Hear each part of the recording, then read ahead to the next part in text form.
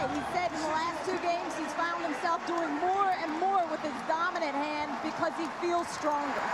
You can tell. Well, excuse me. The other thing I don't like is the body language of the Celtics right now. They look like they need a sleep wake-up or something because they're moving it down. Miller trying to stay with Ricky Davis. Davis gets the screen and hits the jumper. Big shot for Ricky Davis and the Boston Celtics. They've got, well, I know what that's all about. He's trying to keep his body warm. This is not about his foot. He's right now going through soreness. He's very sore, just like going through a training camp. Coming back and trying to play in these playoffs is a daunting task.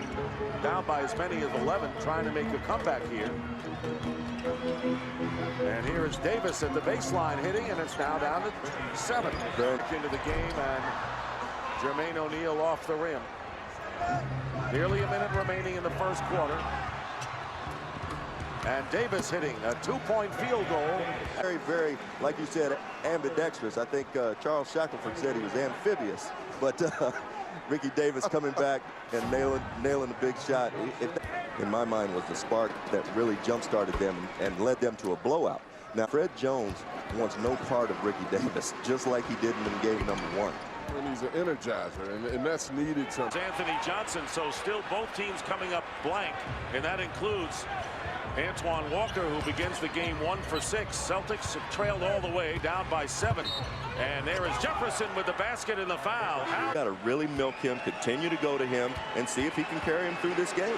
Reputation as a selfish player when he played with the Cleveland Cavaliers. The Celtics trailing by only 2, despite the fact that they've gone to the free throw line 13 fewer times than to 1 to take a 5-point lead. What a dramatic turn of events.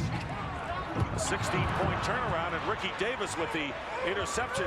And here is Payton from Pierce with the layup. And you're right now. Let's check in with Ernie Johnson in our studio. Ern?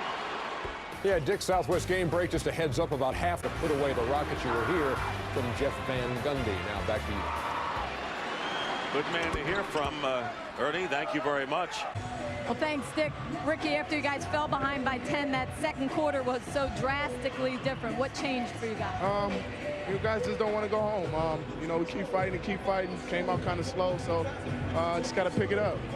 Al Jefferson was so effective in the low post, 9 points, 8 rebounds, 5 of them at the offensive end. Do you have to make a conscious effort to go into him more down low? We do. You know, he's taking guys left and right, so just got to take an initiative to get him the ball low inside, you know, second half. All right, Ricky, thanks for your time.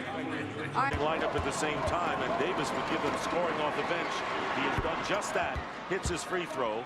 One more. Who won an amazing comeback game last night on TNT. Coverage begins at 8 p.m. Playing with more sense of urgency, knowing they do not want to go back to Boston. In that kind of a weird series, Davis going into Walker, and he converts. Credit Ricky Davis. He did not take the shot, which he had. Celtics by 8. Nearly a minute and 15 seconds remaining in the third quarter. Here is Davis hitting the jump shot. So the On Walker's side. 40 seconds to go in the third, and Davis is feeling it now.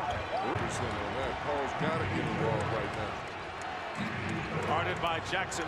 Feed to Ricky Davis. Scores a big basket for Ricky Davis, who has 22 points. Man, so many people are coming to try to help. You look here, Davis makes a great shot, and he's been a very significant part of the offense. But I like Jefferson, Antoine Walker, and Delonte West. Pierce is finished for the game, and Jefferson getting the field goal. His first dive in there. The officials are not going to make that call. But he makes the free throw. Delonte West inbounding. And Johnson misses, and the Boston Celtics have won it